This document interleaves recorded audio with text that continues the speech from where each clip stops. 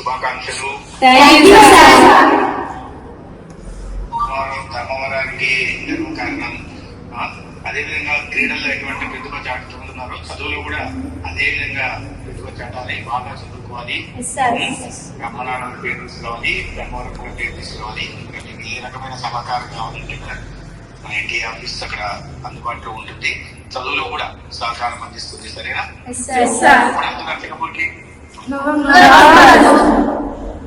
నవంబర్లో. సరే, వెళ్ళే ముందు చెప్పండి. మీకు సింగపూర్ లో కూడా మన వాళ్ళు వచ్చి కలుస్తారు. అక్కడ వాళ్ళు ప్రతిభ చాటండి, కప్పు కొట్టండి, కప్పు కొట్టి మళ్ళీ ధర్మవరానికి రండి. నేను మిమ్మల్ని స్వాగతం పలకడానికి నేను అక్కడ ఉంటాను. వచ్చిన తర్వాత దీన్ని ఇలాగే కొనసాగిస్తూ చదువులో కూడా బాగా చదువుకోవాలి. సరేనా? ఏ క్లాస్ అంటారు? 8th, 9th, 10th sir. 10th వాళ్ళు కూడా ఉన్నారా? అలాగే 10th క్లాస్ పిల్లలందరికీ కూడా సైకిల్ ఫ్రీగా పెట్టేస్తాం ఈ సంవత్సరం. 9th వాళ్ళకి నెక్స్ట్ ఇయర్.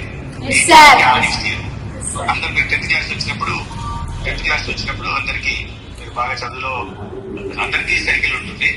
కానీ చదువులో బాగా చదివితే తర్వాత మీకు తెలుసు కదా 28 మంది మన ముస్లిమ్స్ కి ఐడెంటిఫై చేసి కోచింగ్ ఇప్పిస్తున్నాం.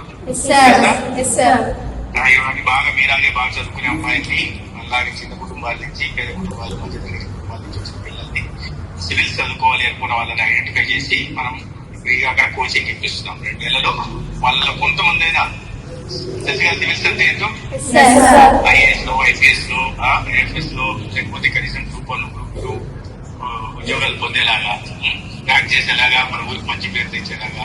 అదేవిధంగా బ్యాంకింగ్ సెక్టర్ లో పోవాలనుకుంటున్న వాళ్ళకు కూడా మొన్ననే 50 మందిని ఐడెంటిఫై చేసి వాళ్ళకు కూడా అందరికి కూడా ఫ్రీగా మనం కోచింగ్ ఇప్పిస్తున్నాం. కోచింగ్ ఇప్పిస్తే బాగా చదువుకొని వాళ్ళ మంచి పర్ఫార్మెన్స్ తో క్రాక్ చేస్తే వీటిని మనకి మంచి భవిష్యత్తు ఉద్దేశంతో అందరికి కూడా మరొకసారి శుభాకాంక్షలు.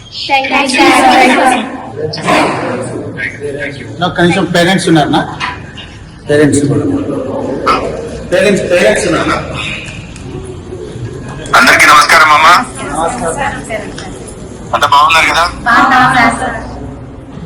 బాగా పెంచుతున్నారు పిల్లల్ని. క్రీడల్లో అద్భుతంగా రాణించేలాగా మీ అందరికీ శుభాకాంక్షలు, అభినందనలు కూడా.